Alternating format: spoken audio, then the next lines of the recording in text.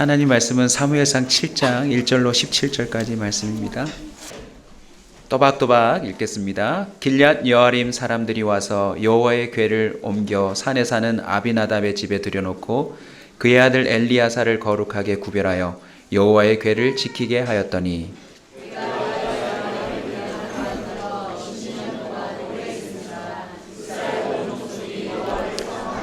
사무엘이 이스라엘 온 족속에게 말하여 이르되 만일 너희가 전심으로 여호와께 돌아오려거든 이방 신들과 아스타롯을 너희 중에서 제거하고 너희 마음을 여호와께로 향하여 그만을 섬기라.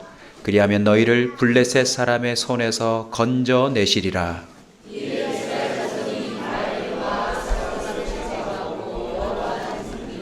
사무엘이 이르되 온 이스라엘은 미스바로 모이라. 내가 너희를 위하여 여호와께 기도하리라 하매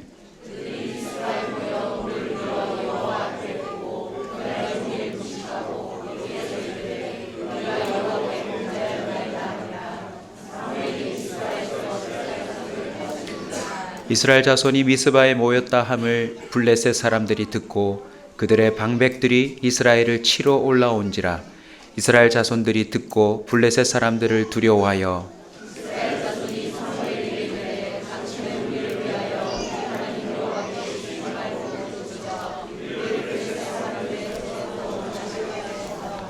사무엘이 젖 먹는 어린 양 하나를 가져다가 온전한 번제를 여호와께 드리고 이스라엘을 위하여 여호와께 부르짖음에 여호와께서 응답하셨더라.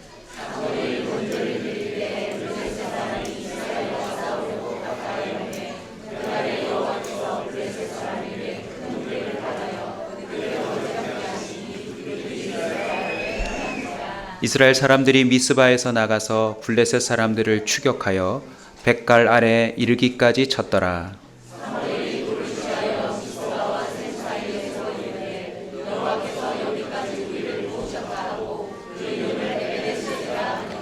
이에 블레셋 사람들이 굴복하여 다시는 이스라엘 지역 안에 들어오지 못하였으며 여호와의 손이 사무엘이 사는 날 동안에 블레셋 사람을 막으시매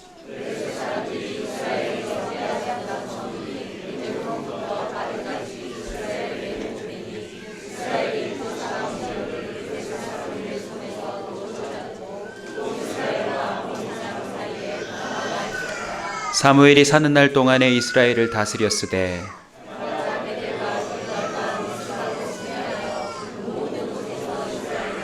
다 함께 읽습니다. 라마로 돌아왔으니 이는 거기에 자기 집이 있음이니라. 거기서도 이스라엘을 다스렸으며 또 거기에 여호와를 위하여 제단을 쌓았더라. 아멘. 승리를 위한 제사라는 제목으로 오늘 설명절 특별한 예배 은혜의 말씀을 나누려고 합니다. 설명절 이틀만 지났을 뿐인데 여러분 중에 살찐 분들이 계시네요. 설명절 잘 보내고 계시죠? 혹시 우리 믿음의 식구들 가운데 아직도 명절이 되면 제사를 지내는 집안이 혹 있을 겁니다. 갈등도 있고 또 어느새 그냥 나는 열애처럼 그냥 빼주는 집도 있겠지요. 혹 어떤 이들은 아직도 제사 문제 때문에 그 명절 자체가 너무나도 힘들어하는 그런 시간임을 또 느끼는 분들이 계실 겁니다. 오늘 저는 그런 의미에서 승리를 위한 제사, 그것에 관해서 하나님 말씀을 나누려고 합니다. 사람들은 왜 제사를 지낼까요? 효도라고 생각해요. 근데 우리 믿음의 사람들은 기억해야 합니다. 효도는 언제 하는 거죠? 살아계실 때 하는 겁니다. 사람들에게 지내는 제사, 기제부터 시작해가지고 각 집안의 종묘 제사부터 시작해서 제사가요 생각보다 종류가 되게 많습니다. 근데 그 모든 제사의 안타까운 특징이 뭐냐면 죽은 자들에게 하는 거예요. 제사가 효험이 있으려면 살아있는 존재에게 제사를 해야 합니다. 집안에서 지내는 제사들뿐만 아니라 기념하는 기제뿐만 아니라 농사가 잘 되게 해달라고 지내는 풍년제, 기우제, 물고기를 많이 잡게 해달라는 만선제. 사람들은요, 이런저런 제사를 많이 드리는데 모든 제사는 살아있는 존재에게 해야 의미가 있고 효력이 있는 것입니다.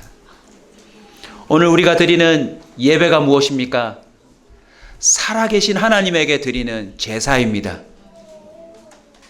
우리가 이 제사에 성공하면 우리의 삶의 승리로 다가온다는 사실을 성경과 또 그 말씀을 믿었던 모든 사람들이 증언하고 있어요. 오늘 명절을 맞아 우리 온사 식구들이요, 승리를 위한 제사를 시작했으면 좋겠어요. 한 사람이 드리든지 두 사람이 드리든지 가족이 드리든지 아니면 형제들이 모여서 명절마다 드리든지, 오늘 우리가 믿음으로 한 장소에 모여서 이렇게 주일날 예배를 드리든지 이것이 승리를 위한 제사가 되기를 축복합니다. 오늘 본문에 보시면 한 집안에 법궤가 들어와요. 법궤는 하나님의 임재와 말씀을 상징하는 도구인데, 이 법궤를 그냥 부적처럼 썼던 엘리 제사장과 그 아들들은 그만 이 법궤를 적들에게 뺏깁니다. 전쟁에서도 지고 이 법궤도 뺏기고, 그러다가 이 법궤가 누구 집에 들어와요? 아비나답이라고 하는 사람 집에 들어옵니다. 그러자 엘리야살이라고 하는 한 사람을 구별하여 그 법궤를 지키면서 그 집안에 몇 년 동안 있었어요? 20년 동안 있었대요. 흔히 세상 사람들 하는 말로 하면 제사를 20년 동안 지킨 거죠. 성경은 증언합니다. 이 법궤를 중심으로 하나님의 말씀을 순종하고 그 말씀을 지키고자 예배하는 집안이 그 예배하는 연수만큼 그 집안을 하나님이 지키시더라는 거죠. 여러분이 드리는 제사가 몇 년째 드리고 있는 제사인지 모르지만 신기하게도요, 정말 철저히 제사를 하는 집안들도 지금 10년째, 20년째 5개, 6개, 10개, 20개 제사를 다 드리던 사람들도 스스로 지쳐서 제사를 다 없애고 있어요. 안 그렇던가요? 이유가 뭐죠? 죽은 자에게 하는 제사가 승리를 가져다 주지 않거든요. 오히려 피곤함과 답답함과 점점 눌리고 자유하지 못하고, 그걸 누가 가져갈 것인지, 여러분 승리를 가져오는 제사라면 서로 가져가려고 하지 않을까요?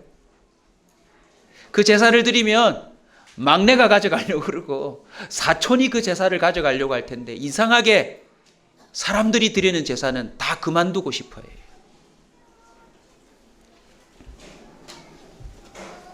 법궤가 이스라엘로 돌아옵니다. 하나님의 말씀이 이스라엘 민족으로 돌아온 셈이죠. 그때 사무엘이라고 하는 한 사람이 나서서 이렇게 말합니다. 법궤만 돌아오는 게 아니다. 누가 돌아와야 한다? 너희가 돌아와야 한다. 그래서 3절에 보시면 온 족속에게 사무엘이 말합니다. 만일 너희가 전심으로 여호와께 돌아오려거든 이방신들과 아스타롯 너희 중에서 제거하고 너희 마음을 여호와께로 향하여 그만을 섬기라. 그리하면 너희를 블레셋 사람의 손에서 뭐 하시리라? 건져내시리라. 모세의 이름 뜻이 뭐죠? 건져내다. 여러분, 이 건짐 받는다고 하는 것은 구제를 의미하고 결국은 구원을 의미합니다. 오늘 설교 혹시 중간에 조셔도 잠깐 딴 생각하셔도 이 문장은 놓치지 마십시오. 예배에 성공하면 하나님이 그를 건져줍니다. 어린아이라 할지라도 예배하는 자는 하나님이 반드시 그를 건져주십니다. 그래서 승리하는 제사가 무엇인지 오늘 사무엘의 말을 통하여서 차례대로 정리해 드리겠습니다. 그 첫 번째는요, 전심으로 주님께 돌아가는 것. 그게 승리를 위한 제사입니다. 오늘날 많은 사람들이 전심으로 뭔가를 하지 않아요. 전심으로. 통닭도 여러분, 한 마리가 오는 게 좋습니까? 반 마리가 오는 게 좋습니까? 예전에 한번 통닭을 시켰는데 다리 하나가 모자라는데 굉장히 기분 나쁘더라고요. 분명히 한 마리 시켰는데 다리가 하나 없어요. 오다가 배민이 먹었나?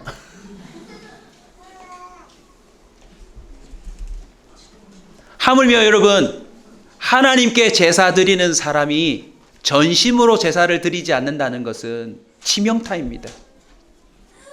오늘날 제사도 제가 여러 번 참여해봤지만 제사를 가만히 보니까 전심으로 안 드리더라고요. 준비하는 것도 귀찮아하고 막상 하는 것도 막 서로 하기 싫어하고, 끝나고서도 믿음이 뭡니까? 조상이 와서 밥을 먹는다 아닙니까? 근데 밥 먹을 시간도 안 주던데요, 보니까. 그러면 자기들이 다 먹어버려요. 그리고 정말 조상이 왔다면 여러분, 제사날만 의식해야 합니까? 365일 조상을 의식해야 합니까? 그게 전심 아닙니까? 그게 전심 아닙니까? 오늘 사무엘을 통하여 하나님께서 이스라엘 민족 가운데 구원을 주시기 위하여 예배자로 부르시는데, 예배의 첫 단추가 바로 전심입니다. 전심.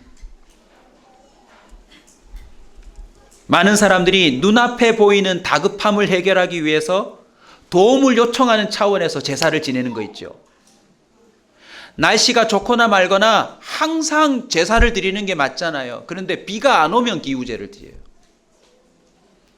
근데 또 신기하게도 기우제는 100% 통한대요. 이유가 뭐게요?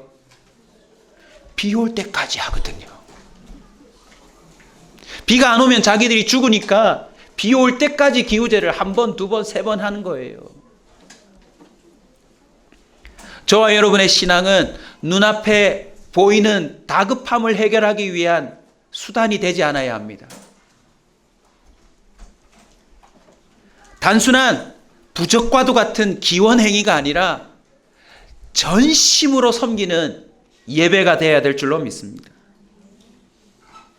모든 것의 승리자가 되시는 하나님의 편에 서기 위해서 완전한 백기를 들어야 합니다.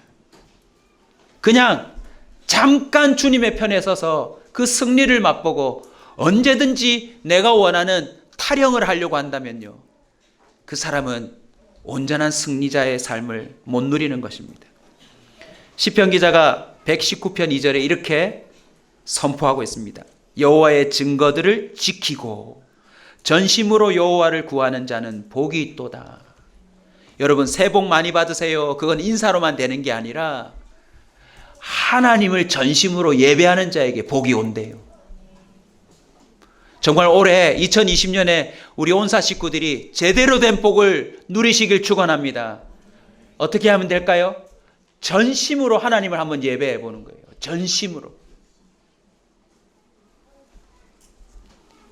요한복음 14장 21절에도 나의 계명을 가지고 지키는 자라야 나를 사랑하는 자니, 나를 사랑하는 자는 내 아버지께 사랑을 받을 것이요 나도 그를 사랑하여 그에게 나를 나타내리라. 한번 하나님 수준에서 조금 낮춰서 우리 수준끼리 한 번만 짚고 넘어갑시다. 자, 오늘 하루만 숙제를 드릴게요. 오늘 하루만 숙제 드릴게요. 부부끼리 전심을 다해서 오늘 하루 사랑하겠다. 부모는 오늘 하루 전심으로 자녀를 사랑하겠다. 딱 하루만 한번 해보십시오. 전심으로. 자녀들 부탁해요. 전심으로 부모님을 한번 사랑해 보세요. 예를 들면 이런 거예요. 세뱃돈 받은 거 부모님 다 주는 거. 이런 게 전심이야. 이런 게 전심. 요즘 힘드시죠? 이러면서. 네. 엄마 사랑해요 하면서 세뱃돈을 안 넘기는 것은 전심이 아니에요. 그건 변심이야, 변심. 의심. 여러분, 사소하지만 제가 잘 짚었죠. 뭔가 문제가 있어요. 우리 사람들의 문제가 뭐냐면 전심으로 하지 않는 거예요. 전심으로. 공부 전심으로 해보세요. 결과 나옵니다. 사업 전심으로 해보세요. 딴 생각하지 말고. 결과 나옵니다. 하나님을 믿는 것도 여러분 대충 믿지 마시고 전심을 다해서 믿어보면 우리 하나님이 가만 계시지 않는데요. 가만 계시지 않는데. 2020년 설 명절을 기점으로 저와 여러분이 전심으로 하나님께 예배하는 자로 서는 그런 기념비적인 명절이 되시길 주의 이름으로 축원합니다. 두 번째는 제거입니다. 전심으로 주님을 섬긴다면 제거하래요. 무엇을 제거해야 합니까? 우상요, 우상. 하나님보다 더 높은 우선순위에 있는 것들을 다 제거하래요. 주님을 예배한다면 예배에 방해되는 모든 것을 찾아내어서 우리는 제거할 수 있어야 합니다.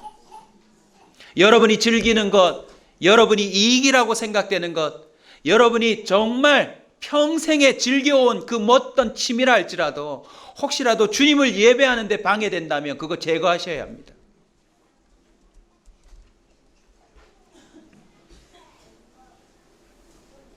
저는 예전에 운동이 저의 우상이었어요.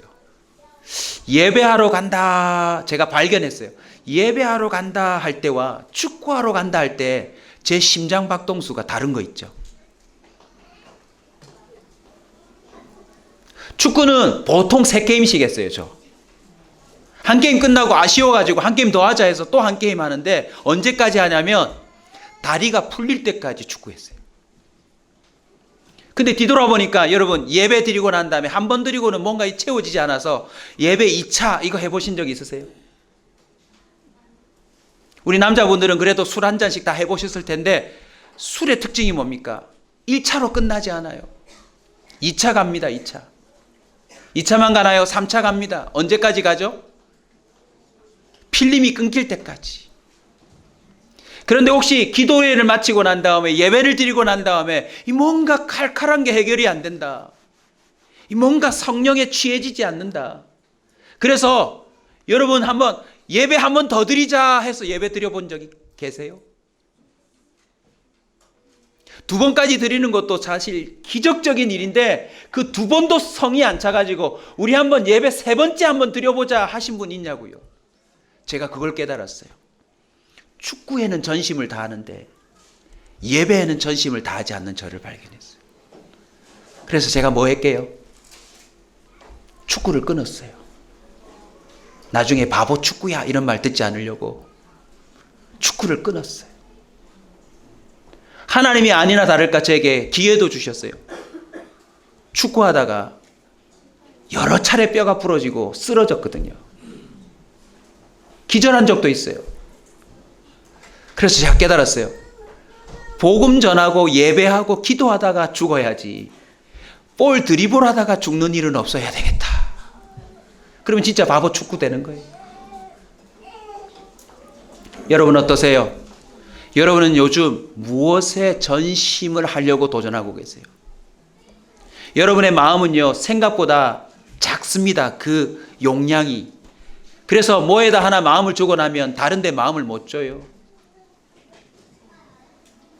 여러분 마음이 10개라고 칩시다. 그 10개를 다 드리는 게 전심입니다.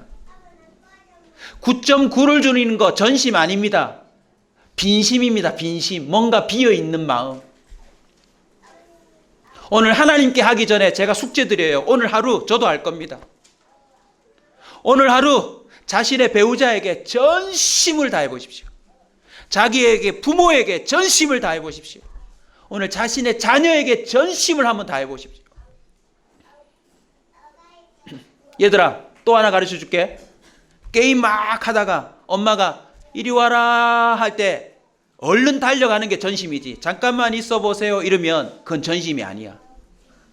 그러니까 너희들 해야 될 게 나오지. 지금 오늘 세뱃돈 다 드리고 오늘 하루 게임 끊고 부모님이 말씀하시는 대로 모든 걸 네 하면서 하루만이라도 해보는 거. 여러분 제가 지금 농담으로 하는 게 아닙니다. 내 눈앞에 있는 정말 나의 모든 걸 책임지는 하나님의 대리자 같은 부모에게도 하루 전심을 못하는 자가 어찌 눈에 보이지 않는 하나님에게 전 인생을 전심으로 예배할 수 있단 말입니까? 오늘 정말 전심 쉬워요. 벌써 지금 12시입니다. 이제 반나절 갔어요. 오늘 저녁 12시까지 반나절만 한번 누군가에게 전심을 한번 해보는 숙제를 드립니다. 여러분 제거하셔야 됩니다. 나로 하여금 하나님과의 거리를 좁히지 못하도록 방해하는 것들. 나로 하여금 하나님께 가치를 두지 못하도록 내 정신을 산란하게 만드는 내 속의 가치들. 그게 물질이든지 취미든지 아니면 특정한 어떤 대상이든지. 여러분, 스마트폰도 좀 제거할 필요가 있을 것 같아요. 통신사에 가서 다 끊으란 말이 아니라 여러분 수시로 여러분 머리맡에서 좀 다른 데 두실 필요가 있어요. 역대하 17장 6절입니다. 그가 전심으로 여호와의 길을 걸어 산당들과 아세라 목상들도 유다에서 제거하였더라. 그가 누굴까요? 여호사밧이라고 하는 왕인데, 이 사람이 이렇게 제거할 때 그에게 이길 수 없는 전쟁을 승리하도록 하나님 도와주십니다. 여러분, 제거는요, 나의 승리와 직결되어 있습니다.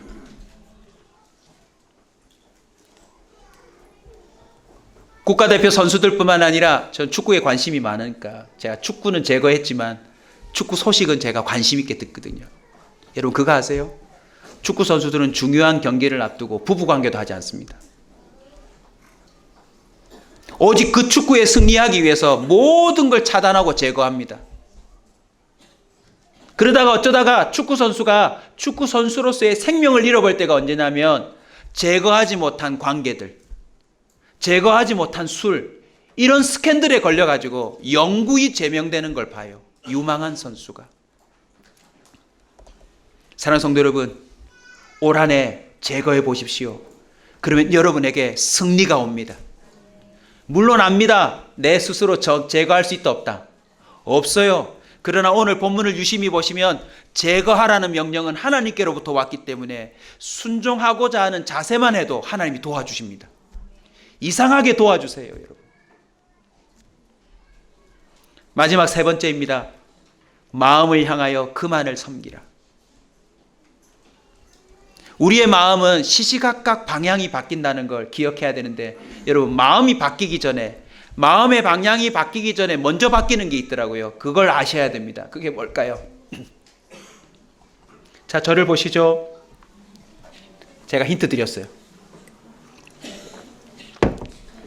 설교의 마음이 향하려면 여러분의 시선이 저에게 와야 돼요. 시선이 바뀌면 마음의 방향도 바뀔 확률이 거의 100%입니다. 이런 거 보셨어요? 지나가는 사람 보면서 여보 사랑해, 그래 여보 사랑해, 이런 거 보셨어요? 그건 마음이 없는 거예요. 사탄은 하나님 외에 우리가 섬겨야 될, 예배해야 될 것들에 우리의 시선을 자꾸 빼앗아요. 그래서 요즘 유행하는 말이 이 말 아닙니까? 시선 강탈. 사랑하는 성도 여러분, 너무나도 중요한 얘기입니다. 우리는 마음을 뺏기기 전에 눈을 뺏기지 말아야 돼요. 눈을 뺏기지 말아야 돼요.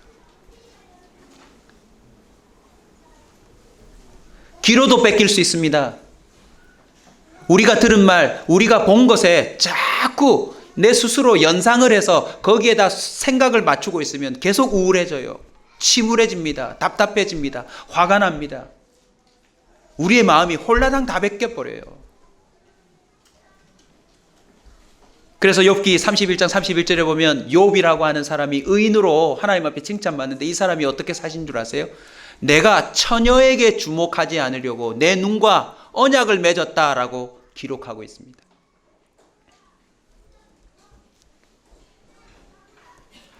에덴 동산이 어떤 곳입니까?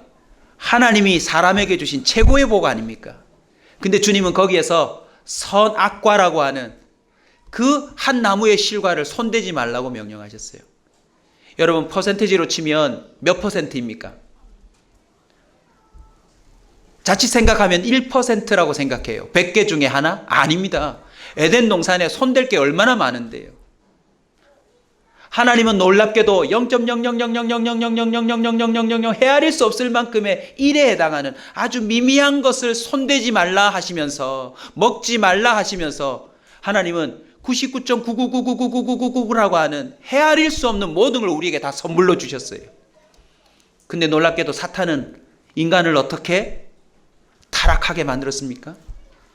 먼지 같은 존재에 시선을 뺏기고 귀를 뺏기고 마음을 뺏겨서 99.99999를 다 잃어버리게 만드는 그런 역할을 했어요. 사랑하는 성도 여러분, 주일날 드리는 이런 예배가 별것 아닌 것 같죠. 한번 여러분 벌써 한 달이 지나갔습니다.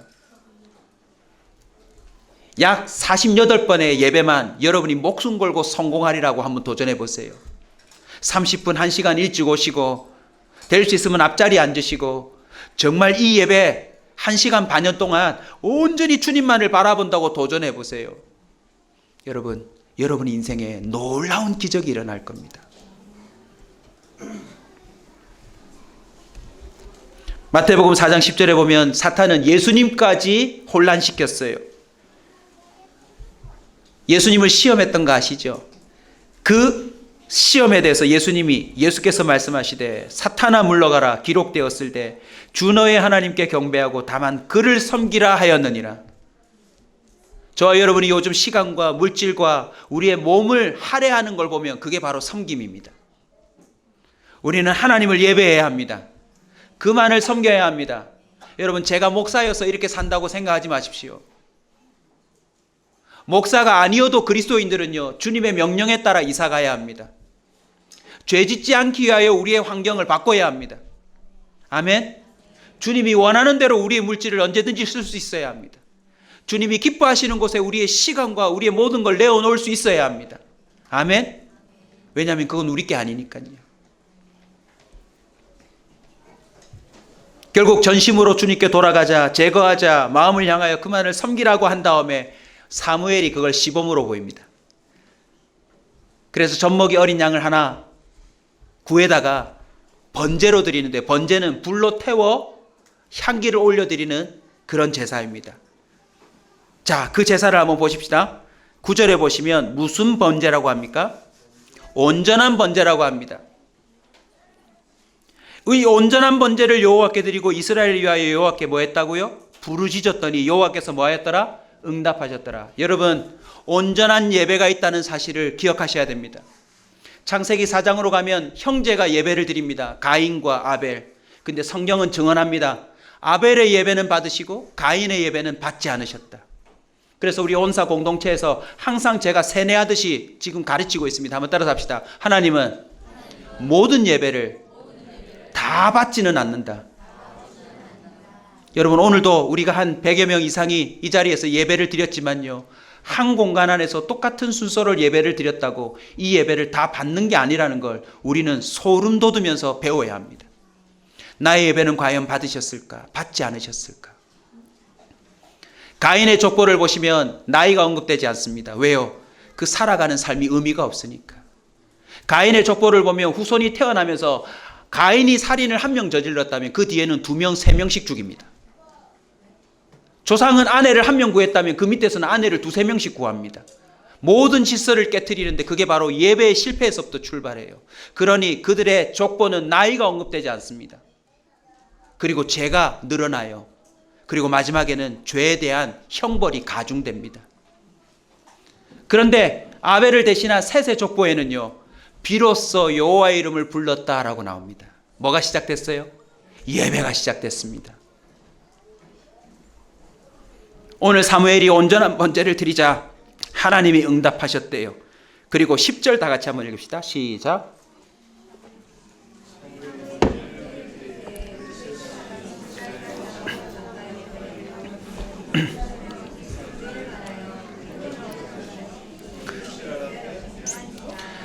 성경 모든 구석구석에서 증언합니다. 온전한 예배가 성립될 때 하나님의 손이 움직입니다.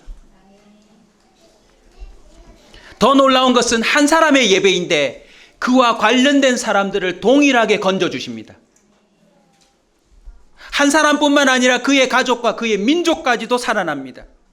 그리고는 12절에 보시면 여기까지 우리를 도우셨다라고 하는 것은 예배가 연속됨으로 말미암아 하나님이 어떻게 그들을 도왔는지를 증거하고 있습니다. 그래서 돌을 취하여 아예 기념비를 세워놨던 거죠. 13절, 블레셋 사람이 굴복합니다. 다시는 그 지역 안에 들어오지 못할 뿐만 아니라 여호와의 손이 사무엘이 사는 날 동안에 블레셋 사람을 막는다. 이걸 이런 공식으로 만들 수 있습니다. 사무엘이 살아있다는 말은 사무엘이 뭘 하고 있다는 겁니까? 예배하는 한 하나님의 손은 떠나지 않습니다. 한 집안에 예배가 살아있는 한 하나님은 그 집안 망하지 않습니다. 한 기업 안에 예배가 살아있는 한 하나님은 그 기업을 책임지십니다. 우리 교회도 두고 보십시오. 예배가 점점 살아나야 합니다. 이번에 틴틴들 예배했는데 너무너무 기뻤어요. 전년도에는 무척산 기도회를 갔습니다. 무척산은 아예 기도가 쌓여있기 때문에 기도 안 할 수가 없어요. 왜냐하면 추워서 기도해야 되고, 배고파서 기도해야 되고, 심심해서 기도해야 돼요. 근데 이번에는 지난번에 너무 힘들어서 좀 좋은 장소를 일부러 구했습니다. 과연 여기서 기도가 될까? 그랬는데요, 무척산보다 더 좋았어요. 하나님이 이 아이들을 예배자로 세우시는데 하나님이 모든 걸 공급하셨어요. 특별한 예산도 없고 특별한 무슨 엄청난 준비도 없었는데 최고의 수련회가 되도록 하나님이 도우시는데요. 기가 막힌 거 있죠. 예배하는 자리에 하나님의 손이 함께 하십니다. 아멘. 그뿐이 아닙니다. 14절에 보시면 빼앗겼던 성읍들이 에글론 가드까지 이스라엘에게 뭐 되니? 회복되니. 제가 믿음으로 예언하나입니다. 여러분의 예배가 회복되면요, 그동안 빚지고 빼앗겼던 돈도 회복될 수 있습니다. 필요하다면, 여러분에게 그것이 꼭 필요하다면 하나님 그거 다 회복시켜 줄 수 있어요. 14절, 블레셋 사람들의 손에서 뭐하였고? 도로 찾았고, 이스라엘과 아모리 사람들 사이에도 뭐가 있었다? 평화가 있었다. 블레셋과의 전쟁은 종료되었고 다 회복할 뿐만 아니라 전쟁의 가능성이 있는 아모리 사람들 사이에서도 평화가 깃들었다라고 성경은 증언합니다. 그리고 그 이후로 사무엘은 사는 날 동안에 이스라엘을 다스리는데 순회하면서 다스리는데 순회하는 곳마다 뭘 쌓았더라? 제단을 쌓았더라. 여러분, 스펙 쌓기 전에 제단 쌓아야 합니다. 여러분, 이틀간 남았는데 여러분에게도 도전합니다. 저는 이번 명절 목표가 있었어요. 하나님, 이번 명절 성령에 매여 좀 살게 해주세요. 명절만 되면 우리 아이들이 그러더라고요. 수련회 딱 마치고 이제 딱 오는데 이번 주 명절 아닙니까? 우리 아이들이 차 뒤에서 뭐라는 줄 아세요? 목사님, 명절인데 명절은 너무 힘들어요. 왜? 이상하게 명절만 되면 무너져요. 나른해지고 삶의 리듬이 깨지고 너무너무 힘들대요. 애들만 그러나요? 우리도 그렇지 않습니까, 여러분? 제가 보니까 벌써 살찌셨어요. 네. 식구들 모여서 떡국 먹고 TV 보고 누워 있다가 뭐 이런저런 별 이벤트 없이 그냥 흩어지는 게 우리들 아닙니까? 다행히 별 문제가 없으면 다행이지만 식구들이 모이면 또 묻어놓았던 이야기들이 나와요. 그때 형님이 그랬잖아. 예? 형제들끼리도 집에 도착하는 순서 차이에 의해서 또 마음이 상하지 않습니까? 꼭 누구는 설거지 끝나고 도착해요. 그리고 제일 먼저 가요. 또 모여서 무슨 소리 합니까? 우리는 힘들어 죽겠는데 자기는 집을 샀다. 뭐 이번에 차를 바꿨다. 뭐 우리 애는 이렇게 됐다. 자랑질을 시작하면 또 형제들끼리 마음 상하지 않나요? 누가 그렇게 포문을 열면 식구들끼리 섭섭한 얘기를 합니다. 전에 이랬지 않느냐. 내가 한번 봐줬는데 너 또 아직도 그러냐. 여러분, 집안이 엉망진창이 돼요. 성령에 매여 이번 명절을 보내게 하여 주시옵소서. 제가 기도 제목 144번에 적어놓고 시작을 했는데요, 하나님이 도와주시는 거 있죠. 그래서 어저께 저희 본가에서 식구들이 모였는데 예배를 드렸습니다. 다 예배를 마지막 드리는데 모인 식구들이 28명. 찬송가가 412장 내 평생에 가는 길, 우리 틴틴 아이들과 수련회에서 바닷가에서 무반주로 불렀던 노래를 부르는데요, 너무 감격이에요. 너무 감격. 말씀을 전하는데 제가 방금 언급드렸던 바로 가인의 집안과 셋의 자손에 대한 이야기를 했습니다. 아시다시피 작년 6월에 저희 집에 22살짜리 조카 한 명이 백혈병으로 죽었거든요. 죽고 난 다음에 또 맞이하는 첫 설이기 때문에 우울할 수 있어요. 그런데 이 말씀을 빗대어서 선언했습니다. 에노스의 뜻이 뭐냐? 죽을 수밖에 없는 존재. 에노스 때부터 비로소 여호와의 이름을 불렀대요. 무슨 뜻입니까? 죽을 수밖에 없는 존재라는 사실을 깨달을 때 우리는 주님을 찾을 수밖에 없어요. 우리 집안은 이미 확인했다. 어르신이 돌아가신 것도 아니고 젊은 아이가 한참 새 직장을 얻고 가장 인생 정성기에 들어갈 때 그 아이가 죽어버렸잖아요. 이 말씀을 전하는데 저희 아버님 이제 80세가 넘으셔서 81세신데 치매도 조금 오셔가지고 그냥 앉아 계시는데 사실상 죽을 날만 기다리는 분 아닙니까? 이제 고등학교도 가고 군대도 제대하고 우리 아이들이 수두룩한데요. 어느 세대나 가만히 봐도 우리는 죽을 수밖에 없어요. 언젠가는 죽을 테니까. 그래서 2020년 우리 온 가족이 주님의 이름을 부르기 시작하자. 아버지는 아버지대로 힘겨운 3040 중년을 살아가는 중년들은 중년대로 우리 아이들은 아이대로 주님의 이름을 부를 때 하나님이 어떻게 우리 가운데 역사하시는지를 지켜보자라고 선언했는데 예배가 끝나고 다 일어나서 주님의 이름을 부르며 삽시다 하고 28명이 돌아가면서 포옹을 하는데요. 얼마나 감격적이었는지 몰라요. 저만 감격적이었을 수도 있어요. 제가 왜 감격적이었냐면 우리 아버님 나중에 혹시라도 돌아가시면 영정사진 보시면 아시겠지만 저하고 똑같이 생겼습니다. 내가 우리 아버지의 자리에 되었을 때 우리 집안이 몇 명이나 되어 있을까? 그리고 내가 저 자리에 앉아서 우리 후손들과 함께 예배를 드릴 때는 우리 집안에 무슨 일이 벌어졌을까? 그게 보여지는데 너무너무 감격스럽더라고요. 혹시 우리 집안이 부러운 사람은 우리 딸 둘이 있으니까 사위로 자원하십시오. 제 꿈이 뭐냐면 명절 때마다 가족 수련회 하는 거. 가족 수련회. 에베네셀 여기까지 도우셨다. 무슨 말입니까? 예배하는 그 끈을 놓지 않을 때 하나님 또한 우리를 놓지 않더라라고 하는 고백인 것입니다. 온사 식구 여러분, 오늘부터 예배자가 되십시오. 하나님이 여러분을 건질 겁니다. 여러분이 살아있는 한 여호와의 손이 여러분을 도울 겁니다. 그리고 여러분이 그 예배의 삶을 자녀들에게 전수해 줄 때 여러분의 가문은요, 민족을 살리는 도구가 될 것입니다. 이스라엘 민족이 사무엘에게 애원합니다. 기도를 쉬지 말아주세요. 여기서 놀라운 비밀을 하나 깨달았는데 여러분에게 이거 하나 또한 팁으로 도전하고 넘어갑니다. 저는 오늘 새벽에 말씀을 준비하고 내가 예배에 성공하면 우리 교회는 하나님의 손이 책임지시겠구나. 성도들 보고 예배에 성공하십시오 라고 하는 말은 여러분도 그런 삶이 되라고 제가 권면하는 것일 뿐 사실상 제가 예배에 성공하면 하나님은 저희 가정, 우리 교회 책임져 주신다는 놀라운 원리를 제가 발견했어요. 그래서 보셨는지 모르겠지만 담임 목사 에헴하고 강단에 앉아 있을 수 있지만 저는 언제나 저 구석에 서서 열심히 찬양합니다. 목이 아픈데도 열심히 주를 부릅니다. 찬양 인도자가 손을 들라고 하면 이 마음 한켠에서 이럽니다. 아까 들었는데 또 들어야 되나? 하지만 열심히 손을 듭니다. 왜요? 주님을 찬양하려고. 추석 때 확인합시다. 내년 명절에 확인합시다. 여러분이 예배자로 온전히 설 때 여러분 가문에 하나님의 손이 임하여 빼앗긴 걸 도로 찾게 하시고 여러분의 승리가 민족으로 흘러 들어가서 하나님의 영광을 드러내는 도구가 될 줄로 믿습니다.